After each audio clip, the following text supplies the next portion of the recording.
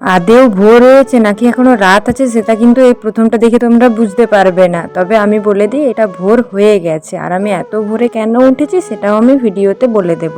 Hello everyone, আমি রূপসা আর আমার নতুন একটা ব্লগে তোমাদের সবাইকে অনেক অনেক ওয়েলকাম। আজ ঘুমটা ভেঙে গেছিল ওই 4:45 নাগাদ। মা প্রতিদিনই ওঠে কিন্তু আমি উঠি না এই সময়, আমি আরেকটু বেলা করেই উঠি, কিন্তু আজকে ঘুম ভেঙে গেছিল বলে চলে এসেছি নিচে। আজ ডক্টর দেখাতে যাবো, তাই একদম সকালে বেরোতে হবে। মা তো এতগুলো কাজ গুছিয়ে উঠতে পারবে না, ভাই টিউশন থাকে একই সময়তে, তখন মা গুছিয়ে নেয়। কিন্তু এই দেখো মাও তো একটা কাজ করছে, সেখানে বলে এটা দুয়ারে গোবর দেওয়া, তোমাদের ওখানে কি বলে সেটা জানিও। মা এটা করছিল তাই ভাবলাম আমি ঝাড়টা একটু দিয়ে দিই, তাহলে তাড়াতাড়ি হবে আর কি।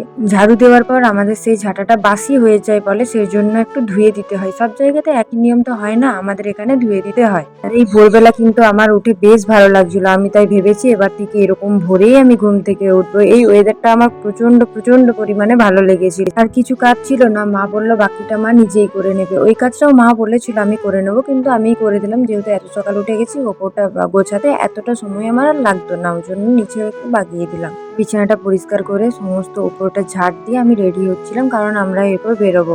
আমরা বলতে আমি আর মা বেরোবো, একদম সকাল বেরোচ্ছি, আর কখন ফিরবো আমরা কিন্তু জানি না। হয়তো বা সকাল সকালই ফিরে যাবো, আবার দেরি হতেও পারে। সেখানে যাওয়া নিয়ে, সেখানে ডক্টর দেখানো, ওষুধ নেওয়া, এই সমস্ত কিছু নিতে তো একটু দেরি হবে। তারপর মা আর আমি বেরিয়ে পড়েছি। সব জায়গাতেই আমি মাকেই নিয়ে যাই, মানে মা আমাকে নিয়ে যায়, আমি মাকে নিয়ে যাই না, মা আমাকে নিয়ে যায়। শরীর খারাপ ছিল সেখানে তো মা আমাকে একা কিছুতেই ছাড়বে না। পৌঁছে দেখি প্রচন্ড ভিড় হয়ে গেছে, কিন্তু সমস্যার কিছু ছিল না, যেহেতু আমাদের অ্যাপয়েন্টমেন্ট নেওয়া ছিল। দিদিটা বললো একটু বসো, এখন ডাক্তারবাবু আসেননি, এলেই তোমাদের দেখানো হবে।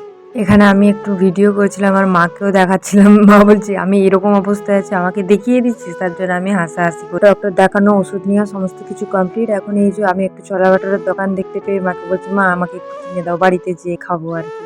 আমি খাবো না, মাকেও দেবো, ভাইকেও দেবো। আর বাবা যেহেতু এখন আসে না, বাবা দুপুরবেলা নাগাদ ফেরে, তার জন্য বাবার আর খাওয়া হয়নি। ভাই এসব জিনিস বা দোকানের জিনিস খেতে খুব একটা পছন্দ করে না, কিন্তু একদিন এনেছি, তার জন্য বললাম চল একটু খাই, একসাথে বসে খাবো। তারপর এই প্যাকেট থেকে ওষুধ বের করছিলাম, এটা খাওয়া আমার কাছে সব থেকে কষ্টের ব্যাপার, কিন্তু কি করব, শরীর খারাপ থাকলে তো খেতেই হবে, কিছু করার নেই। কত কষ্ট করেই না আমি ওষুধ খাচ্ছিলাম। যাই হোক, ভিডিওটা আজ এখানেই শেষ করছি, দেখা হচ্ছে পরের একটা ব্লগে। ততক্ষণ সবাই ভালো থাকবে, আর টাটা।